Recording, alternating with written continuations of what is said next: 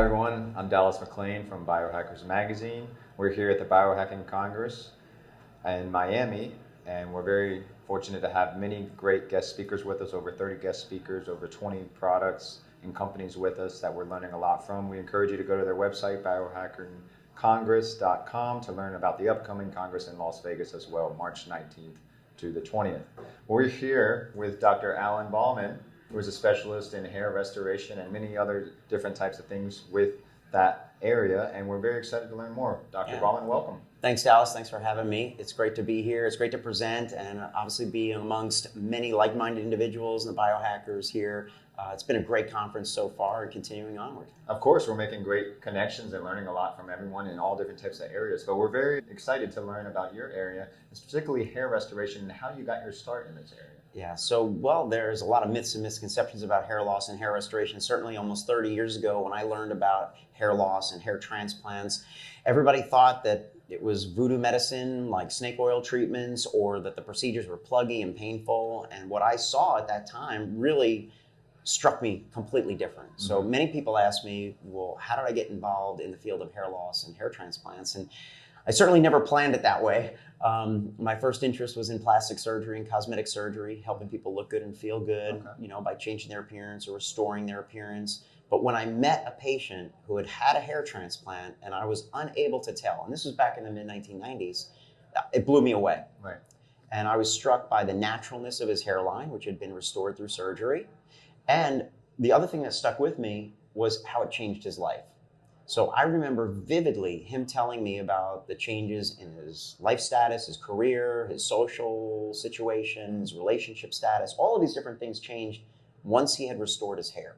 So that combination of, hey, maybe there's this surgical aspect of single follicle implantation, this artistry, but also this life-changing result on the back end. Maybe I should pay attention to this. Right. And so I kind of started at that moment to pay attention and to follow that a little bit more strongly, because as a plastic surgeon, you don't really come across too many training opportunities in hair transplant surgery, and I was lucky enough to find one.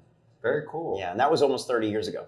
Wow, so that was a little while ago then. So yeah. Since then, you've kind of built on that foundation a little bit of what made that special. So building off of that question, what separates you from a lot of other different types of methods used out there, particularly in the field of treatment medicine for hair loss? Yeah. So, my practice is a bit of a unicorn, to be honest. I'm one of only 200 board-certified hair restoration physicians in the world. Okay. Proud to be listed as one of the top 20 clinics in the world. And we've been ranked #1 by Aesthetic Everything for 5 years in running. Wow. So we have a 12,000 square foot facility. Patients often ask, even people here at the conference ask, well, is all you do hair transplants? Actually, no. Out of the 1,500 patients or so that come in every single year for treatments, we only operate about 200 to 300 of them. Oh. The rest of them are under medical management. What does that mean? That means that we're treating their hair loss before it's noticeable to the naked eye in many cases. Huh. So prevention, evaluation, therapeutic interventions that are non-chemical, non-invasive, to help them keep the existing hair so that hopefully maybe they don't need as much transplantation or any transplantation in the future as they go along. That's a good point. So talking about the evaluation part, because there's a lot of signals that our body can give off and our aura can give off that maybe something down the line may happen with our hair or to that effect. So can you tell me a little bit more about all the different elements that make up those signals and those symptoms and what we need to look out for? Oh yeah, absolutely. So hair follicles are one of the most highly metabolic cell populations in your body. Okay. Probably close in terms of metabolic activity to your gut lining and your bone marrow, which kind of makes sense if, God forbid, you need a chemotherapy treatment or cancer treatment. It knocks out those highly replicating cells, right? So that's why people lose their hair when they're undergoing that kind of cancer therapy or treatment, right? So because hair follicles are so metabolically active, they're a very, very strong barometer for your health. So, and evolutionarily, it kind of makes sense. If you have a thick, glowing, full, thick head of hair, you've got this sign of youth and vitality and health. Think of the plumage on a bird trying to attract a mate. Right. So many people view their head of hair as a sign of youth and vitality, and friends of mine have said fertility as well. Right. Okay. So, when something is going wrong in your body, sometimes your hair is the first signal, if you will. Okay. So it could be shedding. You're seeing more shedding in the drain, in the shower, in the brush, on the pillow, It could be that you're receding. The hairline is changing. You're seeing more scalp in different areas. You're seeing less coverage, in your scalp. It could be on top or towards the crown area. Maybe for a woman, her ponytail volume is shrinking. Okay. So these are the early, maybe your hair quality has changed over time. What used to be thick and shiny and smooth hair now is looking a little bit more dry or becoming a little bit more frizzy or looking more damaged. Right. So these are all signs and symptoms that something is going on with the hair follicle or the health of the scalp. So going along with that and what you can do in terms of what power you have to kind of recognize those symptoms and those signs and kind of take control, how much of a role does genetics play into that? Because that's what I think a lot of people might be wondering about. Yeah, so we used to say it's the mother's father's fault, right? Yeah. But that's kind of an old wives' tale. Well, maybe an old husband's tale, perhaps. But the point is that today we know that there are hundreds of genes and thousands of SNPs, the single nucleotide polymorphisms, that are related to hair and hair loss. So there's a huge expression of hair loss that happens in the genetic code. So the speed at which you might lose your hair, the pattern, the color, the quality, the texture of your hair over time, and how much your hair is going to be resilient or sensitive to different body functions such as hormone changes, nutrition, stress, all of that is genetically related now. And we actually have genetic tests. We've had genetic tests for over a decade to elucidate whether someone is at risk for male or female pattern hair loss. And now, through pharmacogenetics, we can actually tell what treatments you're likely to respond to by doing genetic testing. So yes, the short answer to that question is definitely the primary risk of male and female pattern hair loss, which is androgenetic alopecia, can come from the mother's side or the father's side. So if you're opening that family album, you're looking on Facebook and you see some aunts and uncles, grandparents, parents with some hair loss, that's a risk factor. And so we need to take a look at it. I got you. So looking less at the physical side of things, the things that we can track in genetics and things that we do and habits that we incorporate into our daily life, what about the mental aspect of hair loss? Because maybe like impotence and other things like that we don't necessarily think about, that are in the back of our mind subconsciously, maybe even while we sleep or we're not aware of it. Do those have any kind of studies backing them that show it could be an effect to make you more likely to lose your hair? Well, so what we know about your mental state is that it can work both ways. If you're having a high stress situation, that can shut down the hair follicles. But on the good side, if you're growing good hair, your quality of life completely changes. Like that gentleman that I met 30 years ago when he had his transplant, his life changed for the better. The hair flipped the switch to happiness for him. Right. But when hair loss is occurring, your quality of life can go downhill pretty quick. You've heard of the bad hair day. Well, if you have a hair loss or hair problem or even a scalp health issue, that could turn into a bad hair week, month, or life. That's not so good. No, that's not good. So, the interesting thing is I was just having this conversation earlier that the hair follicle is a very psychologically oriented organ, right? So, if you're not doing so well in terms of stress management, that could be affecting your hair. But if your hair is doing well, man, you got a boost. Right, and it's a positive feedback loop, right? Correct. You work on the mind, you work on the hair, they both work together. Absolutely. So like if you just take some small steps, even if it's just a diagnostic process to find out what's going on with your hair, get your hair measured with a scalp microscope, for example. And we do that here at the conference today. That first step kind of gets rid of the boogeyman. Like, okay, now I know what my status is. It's like tracking your sleep for the first week. You now know, hey, I didn't get as much deep sleep as I want to. I'm not getting as much good quality sleep. Let's look at the quantity and quality of your hair. And let's put that in specific, objective terms. Not just, I think my hair looks okay today. Right. Once you have an objective measurement, now we can take actionable steps to change weaker hairs to stronger hairs, lower density to higher density. So going back to the myths that you were bringing up in the beginning, because I think there are a lot of myths and misconceptions out there. So just to clear one thing up, I don't know if you noticed, I'm starting to get a little bit of gray in here, and I'm only 30. I mean, not only 30, I'm 30. I'm getting up there. But and my dad had salt and pepper hair when he was about 35 or 40 or something like that. Is that more of a genetic thing that isn't brought on as much by stress, or is that something that we should be kind of more aware of and could lead to potentially more of an effect of hair loss? So I guess anecdotally in the clinical literature, we've had examples of a shock or stress to the system, and then that patient loses pigmentation in their hair, sometimes permanently, sometimes temporarily. The research on gray hair is ongoing. So we don't have all of these answers, but we do know that there's a genetic tendency towards what I would call premature gray. Right. So guys in their 20s and 30s who are going gray might think that they're premature. Just the same way as if they're losing their hair. They're like, oh my God, I'm prematurely balding. This is not good either. Right. So there is a genetic tendency towards gray. I would say that the research is underway, so stay tuned.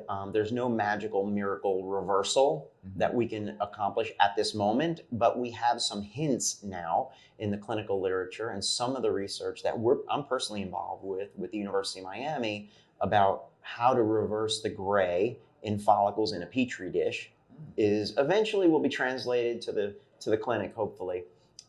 We'll see. That is very exciting. Yeah. So stay tuned on the gray hair fix. I don't have that for you yet, but there are some pharmaceutical interventions that we are testing and trying in the practice. So if there's certain candidates that we choose for those kinds of tests in the office, and we use something, very safe and FDA approved for that, but we can look and see how the gray hair is changing over time.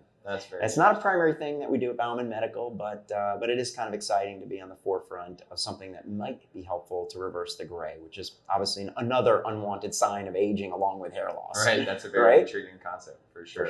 So looking more into the research and the studies and things that are going behind hair loss and restoration, are you guys able to look at the active areas of the brain that may be under more stress, or does that have any kind of correlation between what lobes of the brain might be under more stress or not functioning properly that could be leading to more hair loss in a specific area, or is that a little too... Yeah, I would say that we don't have the research on that yet. I will tell you that the quickest way to shut down a hair follicle in a petri dish is cortisol. So if you've got cortisol in the petri dish, that follicle shuts down pretty quick. So we know that the follicles are sensitive to spikes in stress and spikes obviously in cortisol hormones. So the normal cortisol should spike in the early morning, early part of the day, and then should taper off as the day ends, right? But if you've got this prolonged cortisol exposure, you could be shutting down these hairs prematurely. Now, there's no easy fix for that. Obviously, as a biohacker, we work on mindfulness and meditation and breathing exercises to mitigate and to decrease that cortisol response and to try to improve all of our biosignals in that way, and to arrange our brain so that we're not as affected by the stress. Because the stress is not just knocking your hair out. Let's face it, it's cancer, heart disease, stroke, everything that you can possibly touch in the body is probably detrimentally affected by stress. So let's get a handle on that, right? Right. And we spend a lot of time talking about stress in the practice. How do we sleep better, get more deep sleep, get better quality sleep? So what's interesting is my practice has turned a lot and learned a lot from the biohacking sphere, and there's been a lot of integration of those things. So many more patients this year will come in wearing Oura rings, than ever before. And maybe it's not just from having done Dave Asprey's hair transplant, but just being around the field of biohacking, which, as we were saying before, we used to just be called anti-aging physicians or health gurus and things like that, and now we're biohackers. So that's how it kind of evolves. Yeah, the term's always evolving with what we're doing in our everyday lives. So going back to what you were talking about with your practice, where you don't necessarily look first thing towards helping the hair and hair restoration, you look more towards almost the preventative measures that we can do to help the hair and keep the hair nourished. What are some of those things? Yeah, so in my presentation, one of the first things that you see on the treatment strategy list is risk reduction. So whether it's the stress or your nutritional status or maybe medications that you're on, it could be things that you're doing to try to improve your health, like hormone optimization that could be detrimental to your hair. So we want to try to identify those habits. Maybe it's the way that you're styling your hair. So for women, using a lot of heat or a lot of chemicals repeatedly, we know that can get into the scalp and disrupt the hair follicle function, not just make the hair look a little bit more rough and dry and cause breakage, but literally get into the skin and hurt the hair follicle over time. That's very interesting. I don't think a lot of people think necessarily about that. Yeah, like for example, if a woman is thinning, she may resort to hair extensions, and hair extensions make you look beautiful. Think Britney Spears. She's got like this Hollywood head of hair, right? But also Britney Spears, at some point, got a little concerned about her hair situation and ended up shaving her head. So that's probably not a good hair hero to have on your side. We definitely want to try to intervene before you get to that point. So I guess my point is that if you're going to use hair extensions, let's try to work out what's going to have the least amount of detrimental impact to your scalp and the hair follicles. So lighter extensions, more equally distributed, rotate them around. Maybe they're not so long and so heavy. How are we attaching them to the scalp and things like that? So we teach a lot of hairstylists and a lot of hair extension, hair replacement professionals what to do to help their clients with thinning hair protect their hair and not overdo it. Right. So you start more or less with less invasive, more natural methods first before heading down the line to maybe eventual surgery. Correct. So we're going to start with, what are the right nutritional supplements that are specific to their situation and their hair situation, and then we could go into, if we're talking about non-chemical therapies, we can use red light therapy. 20 years ago, nobody heard of red light therapy for anything really.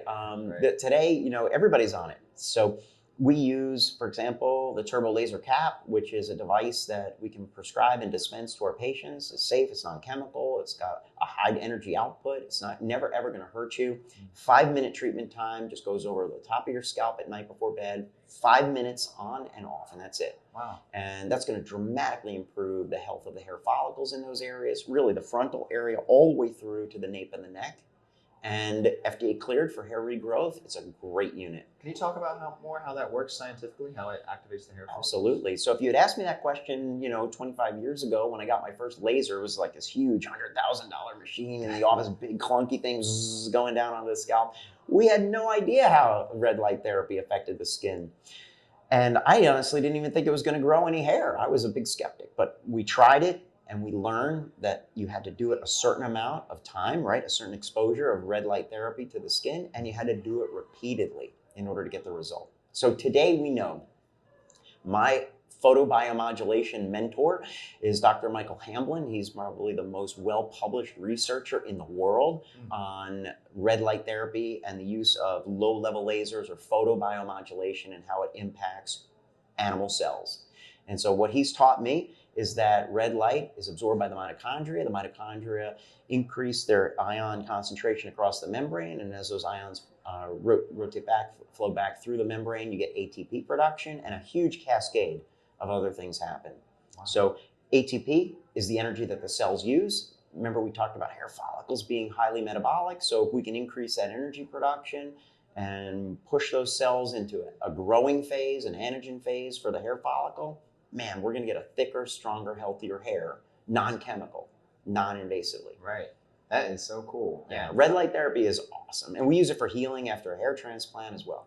Wow. So talk a little bit more about, you said there's effects afterwards when people are starting to get their confidence back, their hair back and everything, how it affects and leaches out to other areas of their lives, and you see all these positive effects and lifestyle changes. Can you tell me a little bit more about that? Oh yeah. I mean, one of the most exciting things about running a practice where we see patients day in and day out who have had procedures and treatments, and it doesn't matter whether they've had a hair transplant or a stem cell therapy like a PRP or PDO grow or these other types of technologies, or even just starting on a compounded pharmaceutical that's specifically tailored for them, or just altering their lifestyle in the right direction and getting better hair growth from that.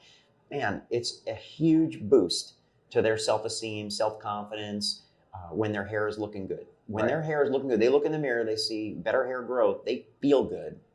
And it permeates all aspects. Their personality changes. It could change their professional outlook. It could change their social status and social interactions, whether it be, out there on the dating scene, like some guys are, midlife, whatever, recently divorced, they want to change their life and get back into it, kind of turn the page on the next chapter. Yeah. Or they just, on a health kick now. They just, look, we all come to an age where we've got to, decide whether we're going to go down fighting or not, and sometimes hair is part of that fight. Course. Yeah, I like my hair. I want to keep my hair. That's why I've been fighting for 20 years. Right. That's what you were born with. That's what you want to have. That's what exactly. You want with. Exactly. Yeah, that makes total sense. So talking about, you said the effects on your character, your personality, and everything like that, that could also maybe tie back to hormones like you were mentioning before. Does looking at yourself in the mirror with a full head of hair and seeing that confidence and everything and going out to tackle the world, could that also have like a positive correlative effect with dopamine production or testosterone production or anything like that? Well, I think the issue with hormone production is the following. We know the trigger for male pattern hair loss is DHT, dihydrotestosterone. So testosterone gets converted into DHT, that's the metabolite. And there's an enzyme that converts testosterone to DHT. And what you're born with, if you have male pattern hair loss, or even some women with androgenetic alopecia, is that sensitivity to DHT. So follicles in the frontal hairline and in the crown, and maybe even across the entire top of the scalp, can be sensitive to DHT. So when you're young and your testosterone is high, you could have accelerated hair loss around that time when you're in your 20s and 30s. As you enter into your 40s or 50s, your testosterone level may decrease a little bit, and with that DHT level, so your hair loss can slow down slightly. Most of the guys that I know in the biohacking sphere are trying to optimize their hormones. So when you increase that exogenous testosterone, whether you're doing an injection or a pellet or something like that, more of that testosterone is converted into DHT, and that could hurt your hair. So we have to be very careful with hormone optimization. And very often my patients that come in who are replacing testosterone are noticing a little bit more hair loss. We got to fight back. We got to make those follicles a little bit more resilient. Maybe we dial back on the testosterone a little bit. Maybe we put up some kind of a blockade, an anti-androgen that's not going to create any side effects, something that we use topically on the scalp, for example, to help protect those follicles over time. So I think that's the take-home message when it comes to hormones and hair loss, in the anti-aging world and the hormone replacement world, for sure. That makes total sense. Thank you for explaining that. Yeah. So I wanted to get a little bit more into the personal side of you, if I may, Dr. Bauman. Yeah, for sure. So because you're seen as, the leader, and you run a clinic and for all these people, and you're just seen as a visionary for the industry and everything, talking about keeping yourself healthy so that you can be the optimal self, to go out there and do what you need to do, because we got to take care of ourselves in order to be of service to others, right? For sure. So what do you do in your daily lifestyle that help keep you functioning at an optimal level? Yeah, and my energy level is critically important. Obviously, I expend a lot of energy. Many of our days are 12-hour days for sure, whether it's surgery or meeting with patients. And then I want to be, a great husband. I want to be a great father to my boys and all of that. And so having a good amount of energy and to be low stress and all of that is a critical goal for me. Of course. And I found that from my internship and residency program over 30 years ago, that I was a little bit deficient in sleep. I've never been a good sleeper since that time. As a surgical resident, we only worked about 140 hours a week. So there wasn't that much time for sleep on call and such. Oh, wow. I always tell the story where, I would, sleep. If I did get a chance at off time during the on-call schedule to even get back to the on-call room, I would tape the beeper to my head so I wouldn't miss a call. Oh, my goodness. And so, I say post-traumatic sleep disorder. I don't know if that's a thing, but I feel like, ever since that time, I've gotten up early and stayed up late, and much to my detriment. So one of the first things that I tried to figure out with the help of other biohackers and people like Dr. Matthew Walker, Why We Sleep author, great information there. I wanted to improve, if I couldn't get more quantity of sleep, I wanted to improve the quality of my sleep. And so probably the most important wearable that I have is my Oura Ring. It helps me track over time how things are going in terms of my deep sleep, my recovery status, so I know how much I can expend at the gym, whether I, disrupted something with an extra glass of wine on a Friday night or something, or too big of a meal after dark, I know exactly how it's going to affect me. And things that have helped me sleep better just personally, like weighted blankets didn't help, but temperature control did. So I'm a huge fan of Chili Sleep. Uller saved my life, saved my marriage. Improved my deep sleep dramatically. Simple stuff like blue blocking, obviously during the day, and then especially after dark. So to limit my exposure to blue light from my laptops and my phones. Try to turn off the TV, or if I can't turn off the TV, because my wife loves to watch the news, right before bed. I don't know how she sleeps great. Oh, wow. So me, not so much. So I got my bread goggles on, the aliens could be landing and I'm like, okay, honey, I'll see you in the morning. And I just turn over and go to sleep with my twilights on, So that's probably my favorite thing to do, is to try to get better quality sleep if I can. So I'm really tracking that. Well, sleep is definitely one of the most important things, I think, that puts our body Yeah. into that rest recovery state. Oh yeah, sleep is the Swiss Army knife of wellness. You Yeah, there you know, go. I mean, so we have to get good sleep to be optimized. I mean, I think that's a critical I step. completely agree. Yeah. So getting a little bit more specific, Yeah. can you take me through what you do on a daily basis besides just the sleep Yeah. that help you to function at a clear and persistent level? Yeah, for sure. So I'm on an 18-6 time limited feeding Fasting. window. Yeah, people call it intermittent fasting. It's really time limited feeding because I've compressed the time window to 6 hours. Sometimes I'll just have a snack at 2 p.m. and then a dinner later on. Sometimes I'll even just bypass the snack and just do 1 meal a day. Well, that's pretty much my 5-day work week. On the weekends, I wouldn't say it's like a cheat day because I still try to eat well and clean, but I don't really focus on a fasting schedule over the weekend. If the family wants to go out for brunch, I'm in. Yeah, I'm the same. And I'm a bit of a foodie, so Yeah. time limited feeding seems to work the best for me. I also, over the course before the pandemic, I was doing quarterly 5-day fasts, water fasts. Okay. Now I do monthly 3-day fasts, water fasts. So that's helped me enormously. I think between the caffeine, which is of course, I use buttered coffee, just about every day. And then the time limited feeding or intermittent fasting schedule has really improved my mood. It's improved my motivation. It's improved my energy level. I also lost probably almost 20 pounds. Oh, wow. This was about 5 years ago or so. Yeah. And I just feel great. I mean, I'm really, really happy with my energy level at this time. So I think between the sleep and the fasting, it's really been good. Now, of course, I do all the other stuff too. So I got the Happy Band, I got the Apollo Neuro. I've got a couple of other tricks up my sleeve. You've been doing the brain tap, as much as I possibly can. Yeah. I'm not such a great meditator, I'll be honest. I've tried so many times to get into that routine. Yeah. But the brain tap seems to be able to work with me in terms of my schedule as kind of a focused, and let's face it, I'm a little bit of a gadget guy. So the brain tap seems to work for me to push me into that meditative state. And that's been super helpful too. Good deal. So going back a little bit to Yeah. the fasting that you were talking about with the Yeah. water and Yeah. everything, it sounds almost like a cleanse to get some of the toxins out maybe as well, because you're just ingesting water and you're not necessarily putting all that fuel in your body, just the water. And I don't know if you do it with lemons or some people do it with cayenne pepper. And there's all these different types out there. But how important is it to get those toxins out of the body in terms of like hair health, for example? Well, for hair regrowth, you could have toxin buildup for sure, and there could be chronic conditions that could detrimentally impact the hair. I don't know that there's any studies that show relationship between fasting and hair growth, but I will bet that there's going to be more and more information now about autophagy, especially mitochondrial autophagy, mitophagy, and hair regrowth. And I think that's something we should definitely continue to take a look at. I think we'll see more of that bench work happening now. And then translate that into the clinic and see if we can really make that hair rebound and regrow.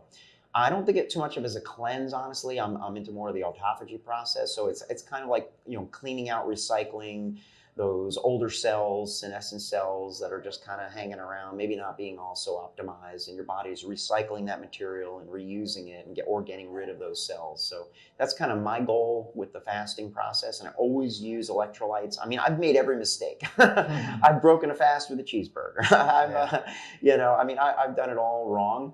And I guess that's the life of a biohacker, to be honest, I've done water fasts without electrolytes, and let me tell you, you pee out a lot of water. I lost 12 pounds in a 5-day water fast one time, and gained back 6 in a day. So what was that? That was water. Yeah. So, this was way back before Dave wrote the book on fasting. I'm like, wow, I wish I had this manual before we got started with this stuff. So, but we live and we learn. And so hopefully we can pass along that knowledge. Obviously, Fast This Way is a great book and a good starting point for someone who wants to kind of take control of that eating window and see if they can break that cycle. I don't want to be tied to my urge to eat exactly at 12 noon like my grandmother. Everywhere we were at 12 noon, it didn't matter if we were at the mall or in Disney or whatever, at 12 noon, we had to stop for lunch. Well, I don't want to be a slave to that kind of, I don't want to be mentally shackled like that. So I think that's what intermittent fasting kind of dissociates that hunger cycle. Even if it's time limited feeding, or if you can do fasting mimicking diets like Walter Longo's research shows, and of course I don't know if you've heard of what's the name of the fasting mimicking diet? Prolon is one of the things that I started with. Those are basically like small do-it-yourself meals during mealtime that have very low caloric intake. Right. And so that's one way to kind of get started on a fasting kind of regimen. And once you do that and you realize that the food tastes terrible, then you can just go to regular water fasts and then you're, boom, off and running. There you go. So that's how I got my start with it.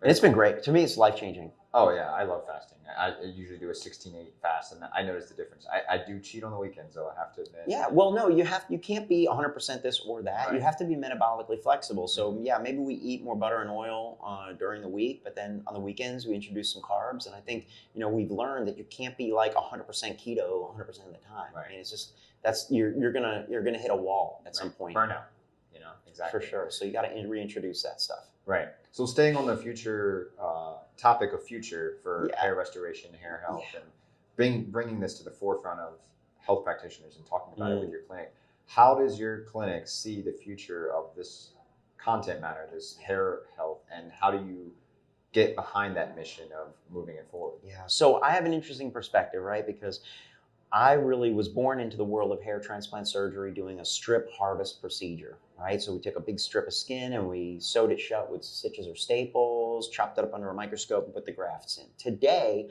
based on the technology that we have, I helped pioneer over 10, 15 years ago, we now do minimally invasive hair transplants. So there's no scalpel, no stitches. It's not gonna be pluggy, it's not gonna be painful.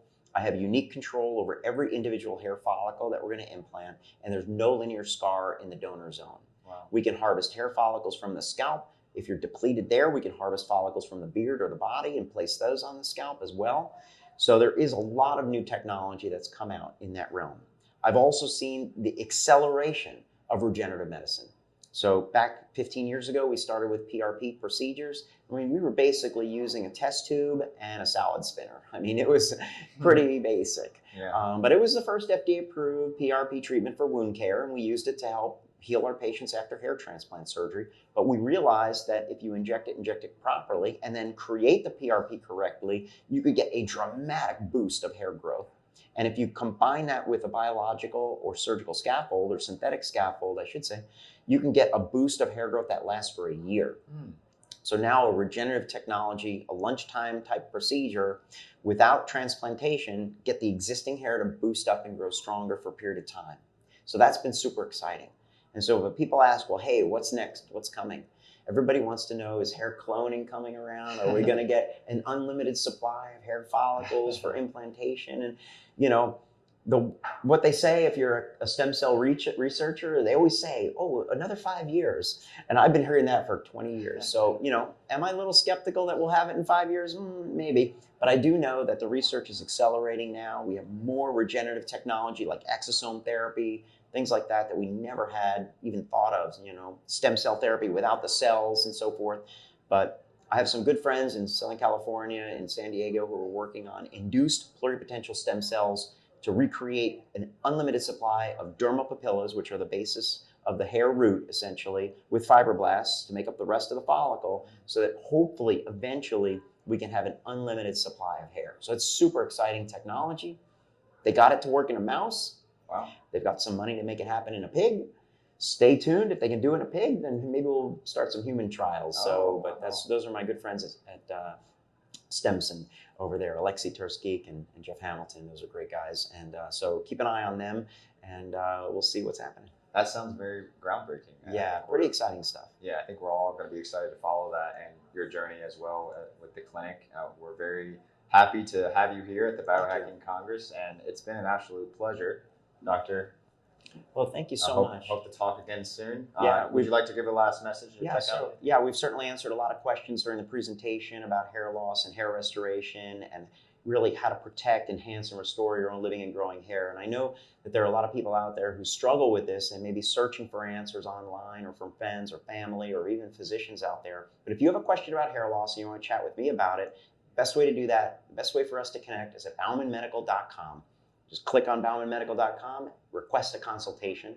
If you just have a simple question, you can do baumanmedical.com/ask, and it'll bring you right up a Q&A. You can ask a question right in there, and I'll respond.